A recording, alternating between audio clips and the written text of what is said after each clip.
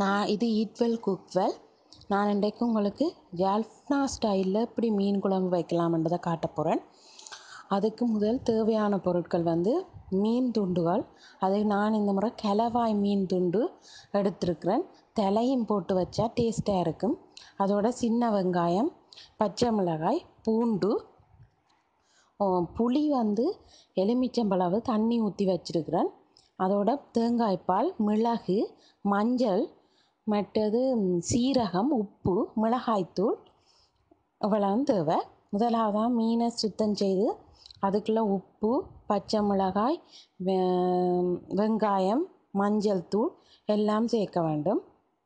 இதுக்கு நாங்கள் எண்ணெய் விட்டு தாளிக்காமத்தான் எப்படி வைக்கலாமென்று நான் உங்களுக்கு காட்ட போகிறேன்.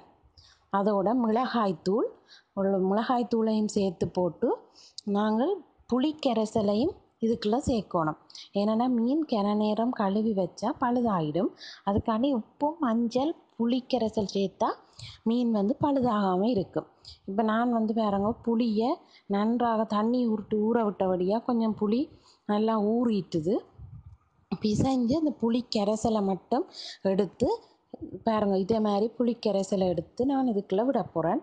விட்டுட்டு தேங்காய்ப்பாலும் சேர்த்து விடணும். விட்டு கிளறி விட்டோம்னு சொன்னால் அதோட அப்படியே அடுப்பில் தூக்கி வைக்க வேண்டியதான் வேலை. நாங்கள் தாளிச்சோ எண்ணெயே பாவிக்க மாட்டோம். ஏனென்றால் இது எண்ணெய் பாவிக்காமல் ஒரு அவியல் கறி மாதிரி தான் யாழ்ப்பாணத்தில் வைக்கிறவ, தாளித்து வைக்கிறதில்லை. இப்போ நான் சின்ன சீரகம், மிளகு, பூண்டு எல்லாத்தையும் அரைச்சி குழம்பு கொதிச்சு வரைகளை போடுறதுக்கு தான் நான் உரலில் இடித்து வச்சுருக்கிறேன். இங்கே பாருங்க, நல்ல வடிவாக பட்டாக இடிபட்டுட்டுது.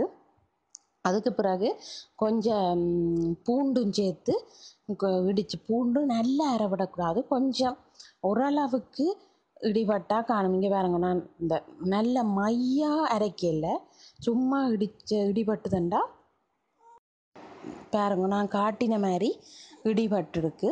அதுக்கு பிறகு இந்த குழம்பு கொதிக்க ஆரம்பிச்சிடு. நான் எல்லாம் சேர்த்து அடுப்பில் வச்சுனா குழம்பு கொதிக்க ஆரம்பித்த உடனே இதுக்கு நல்லா கொதி வரணும். கொதி வந்த உடனே நாங்கள் இந்த அரைச்சி வச்சுருந்த கரைசலை சேர்த்து போட்டு இதாண்டு விடணும். இதாண்டு போட்டு அடுப்பை ஹை ஃப்ளேமில் வைக்காமல் லோ ஃப்ளேமில் வச்சா நல்ல வடிவாக மேலால் எண்ணெய் இதாண்டு வரும். அப்படி வரும் வரைக்கும் நாங்கள் மீன் குழம்பை இதாண்டோணும்.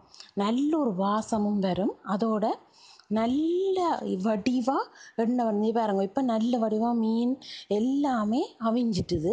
நான் இப்போ உங்களுக்கு காட்டுறேன் பாருங்க, வீடியோவில் காட்டின மாதிரியே இந்த மீன் எல்லாமே அவிஞ்சு குழம்பு நல்லா கொதிச்சிட்டுது.